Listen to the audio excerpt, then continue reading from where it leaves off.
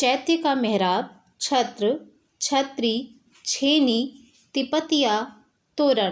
तो इसी तरह के कुछ इंपॉर्टेंट शब्दावली हैं जो आपके लिए बहुत हेल्पफुल रहेंगी अगर आप आर्ट की प्रिपरेशन कर रहे हैं। हेलो दोस्तों, आप सभी का बहुत बहुत स्वागत है शिवानी आर्ट क्लासेज की आज की क्लास में। और आज इस क्लास में हम कुछ और महत्वपूर्ण शब्दावली के विषय में जानेंगे। इसका पार्ट 1 अगर आपने नहीं देखा है तो ज़रूर देखिएगा, डिस्क्रिप्शन में लिंक दिया जाएगा। साथ ही टेलीग्राम चैनल से हमारे जुड़ना चाहें तो उसका भी लिंक डिस्क्रिप्शन में दिया जाता है, वहाँ से आप जुड़ सकते हैं। और अगर वीडियो अच्छा लगता है तो आप वीडियो को लाइक कर दीजिएगा। इसके अलावा आप वीडियो को ज़्यादा से ज़्यादा शेयर कीजिएगा सभी के पास तक, जिससे जितने ज़्यादा व्यूज़ आएंगे तभी इसका नेक्स्ट पार्ट आपको देखने को मिलेगा। अगर आप चैनल पर नए हैं तो सब्सक्राइब करें और बेल आइकन को प्रेस करना बिल्कुल ना भूलें, क्योंकि हमारे सभी नए वीडियो का नोटिफिकेशन आपको तभी मिलता है। तो चलिए स्टार्ट करते हैं और जानते हैं कुछ महत्वपूर्ण शब्दावली तो आज हम देखेंगे पार्ट 2, चित्रकला में प्रयोग की जाने वाली कुछ महत्वपूर्ण शब्दावली। चतुरस्र क्या होता है? तो चतुरस्र होता है वर्गाकार, ठीक है। चार बाग क्या होता है? तो देखेंगे वर्गाकार भागों में पानी के चैनलों से अंतर विभाजक 4 भागों में विभाजित उद्यान जो होते हैं ये 4 बाग उद्यान होते हैं, ठीक है। चैत्य का मेहराब क्या है? तो ऊपर की ओर केंद्र से उठाई टिप के साथ अर्ध परिपत्र चाप, ठीक है। ऊपर की ओर केंद्र से उठाई टिप के साथ अर्ध परिपत्र चाप जो होता है यही चैत्य का मेहराब होता है। छत्र क्या है? तो छत्र है छाते की आकृति वाली जो स्तूप शीर्ष होता है उसे छत्र कहते हैं। छाते की आकृति वाला स्तूप शीर्ष क्या कहलाता है? छत्र कहलाता है। छत्री अगर पूछा जाए तो छत्री होता है 4 स्तंभों पर रखी हुई एक गुंबद या पिरामिड के आकार की छत। 4 स्तंभों पर रखी हुई एक गुंबद या पिरामिड के आकार की जो छत होती है वो छत्री कहलाती है। और छाते की आकृति वाला स्तूप शीर्ष जो होता है वो आपका छत्र कहलाता है। छेनी, नुकीली या आड़ीधारी वाला पत्थर जिसे हड्डी, सींग और हाथी दांत पर उत्कीर्णन के लिए प्रयुक्त किया जाता है वो है छेनी। छेनी एक औजार है। तो ये क्या है? नुकीली या आड़ीधारी वाला पत्थर है जिसे हड्डी, सींग और हाथी दांत पर उत्कीर्णन के लिए प्रयुक्त किया जाता है छेनी का, ठीक है। छेनी का प्रयोग किया जाता है। इसके बाद देखेंगे जगमोहन क्या है?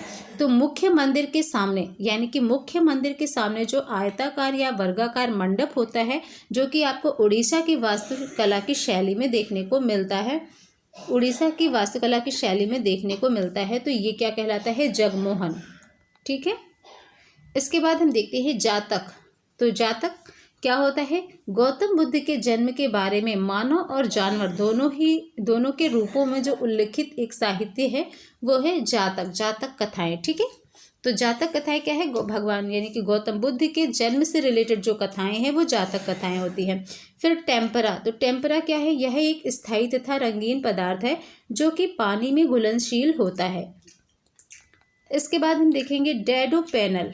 कुछ नए शब्द आपको मिलेंगे तो इसको भी देखिए। जैसे डैडो पैनल क्या है? दीवार के आंतरिक निचले हिस्से से पृथक वह हिस्सा जो जमीन से लगा होता है।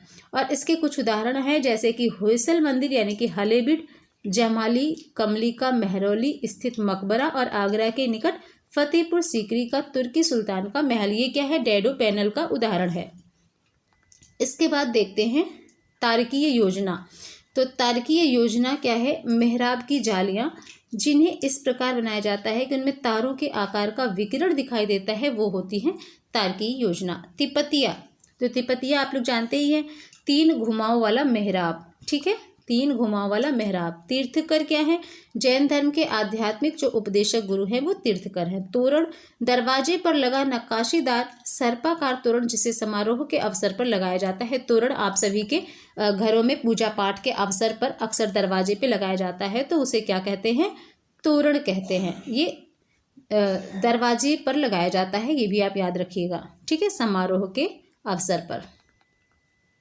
इसके बाद है त्रिपुरांतक शिव। तो शिव धनुष को और तीर, शिव को धनुष और तीर चलाने वाले हथियारों के साथ जब चित्रित किया गया है जहाँ, परंतु पिनाक पाड़ी से अलग, ठीक है। तो वो है त्रिपुरांतक शिव। शिव को धनुष और तीर चलाने वाले हथियारों के साथ चित्रित किया गया है, परंतु पिनाक पाणी से अलग।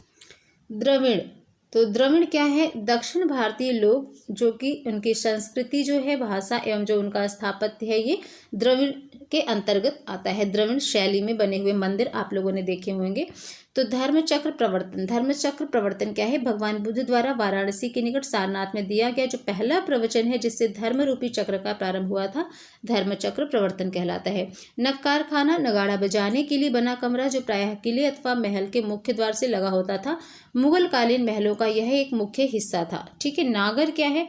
तो उत्तरी भारत के मंदिरों की जो स्थापत्य शैली है वो नागर शैली है। ठीक है। दक्षिण भारत के लोगों की जो शैली है वो द्रविड़ शैली है, और उत्तरी भारत के मंदिरों की जो स्थापत्य शैली है वो आपकी नागर शैली कहलाती है। इसके बाद हम देखेंगे नाट्य मंडप अथवा रंग मंडप। नाट्य मंडप अथवा रंग मंडप क्या है? मंदिर के अग्रभाग स्थित सभागार जहाँ नृत्य किया जाए उसे नाट्य मंडप अथवा रंग मंडप कहते हैं। ठीक है। मंदिर के जो अग्रभाग में स्थित सभागार होता है जिसमें कि वहाँ पर नृत्य किया जाए। ठीक है। पंचायतन क्या है? तो ये भी एक शैली है। चारों कोनों पर स्थित छोटे मंदिरों के मध्य बना जो मुख्य मंदिर है वो पंचायतन कहा जाता है। चारों कोनों पर स्थित छोटे मंदिरों के मध्य में बना हुआ मुख्य मंदिर पंचायतन कहलाता है। फिर है आपका पठान स्थापत्य। दिल्ली के खिलजी शासक जो कि अफगान माने जाते थे, उनके द्वारा जो निर्मित स्थापत्य शैली है वो पठान स्थापत्य है। तो इसी तरह से छोटे छोटे पार्ट में हम इन शब्दावलियों को समझते हैं और इसके बाद आपके कुछ प्रैक्टिस सेट स्टार्ट किए जाएंगे। तो अगर अभी भी आप हमारे चैनल से जुड़े नहीं हैं तो जुड़ जाइए शिवानी आर्ट क्लासेस से। इसके पहले भी जितने वीडियो दिए गए हैं, पूरी यूथ की बुक कंप्लीट कराई गई है, उसकी प्लेलिस्ट आपको मिलेगी। आधुनिक एवं समकालीन कलाकार, मूर्तिकार, चित्रकार जो भी हैं, सबके विषय में डिटेल में बताया गया है और उनकी अलग से प्लेलिस्ट है आपको।